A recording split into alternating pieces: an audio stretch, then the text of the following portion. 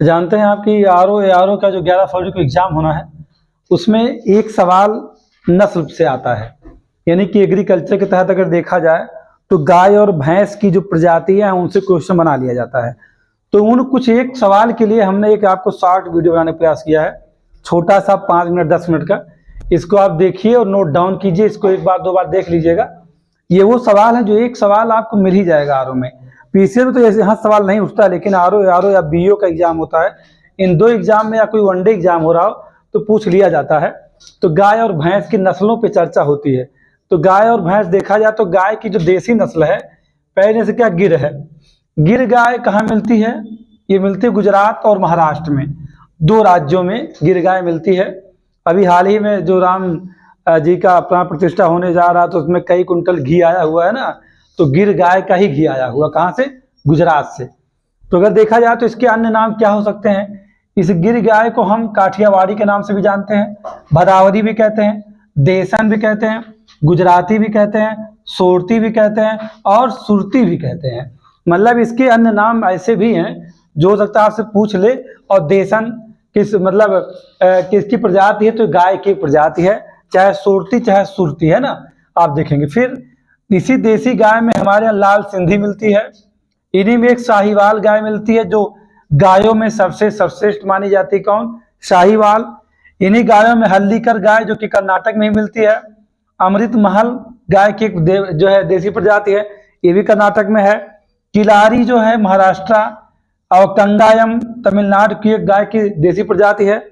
और उम्बला चेरी ये भी तमिलनाडु की देसी प्रजाति है गाय की। एक थारपरकर गाय होती है, ये क्या है? राजस्थान की देसी प्रजाति है। और दूसरा क्या? कंकरेज है। कंकरेज गुजरात की एक क्या है? एक देसी गाय की प्रजाति है।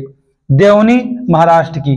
अगर आपको ये भी ध्यान रखना है कि देसी नस्ल गाय की विदेशी नस्ल कौन सी है, तो देसी नस्ल में देखा जाए तो गिर, लाल सिंधी, साहिवाल, हल्दीकर, अमृतमहल, किलारी, कंगायम, उम्बला चेरी, थारपरकर, कंग्रेज, देवनी। आपको ये भी अंतर स्थापित करना पड़ेगा कि कौन सी प्रजाति देसी है और कौन सी विदेशी है। तो अब विदेशी देख लेते हैं। विदेशी नस्ल में जर्सी गाय।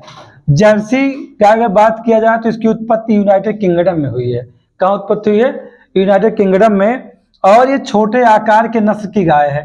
जर्सी गाय बड़ी छोटी छोटी होती है। उसके बाद होलस्टीन, ये भी विदेशी नस्ल है गाय की।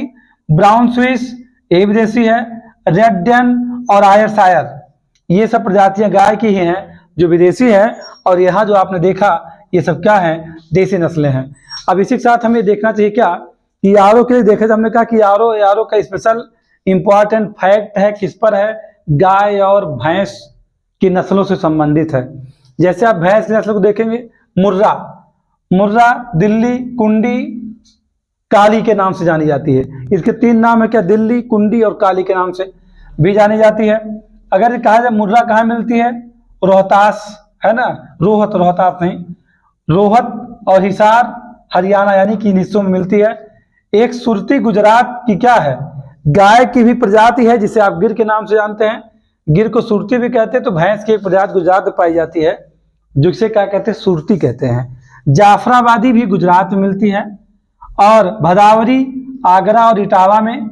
जाफराबादी गुजरात के जामनगर में मिलती है। आपको थोड़ा सा और हो सकता है पूछ जाफराबादी और आप समय दिया हो जामनगर, तो गुजरात है ना। नीली राबी कहाँ मिलती है? भारत मिलेगी और पाकिस्तान के शाहीवाल प्रांत में मिलेगी। कौन? नीली राबी भैंस। महसाना भैंस कहाँ मिलेगी? गुजरात में मिलेगी। नागपुरी भैंस कहाँ मिलेगी? महाराष्ट्र में मिलेगी। महाराष्ट्र के नागपुर में, अकोला में, अमरावती में। कौन मिलता है? नागपुर। अगर कहीं पर किसी संबंध में उसके शहर को इंगित किया गया है तो ये समझिएगा कि वो आपके लिए बहुत ही महत्वपूर्ण है, क्योंकि ऐसा पूछा गया है।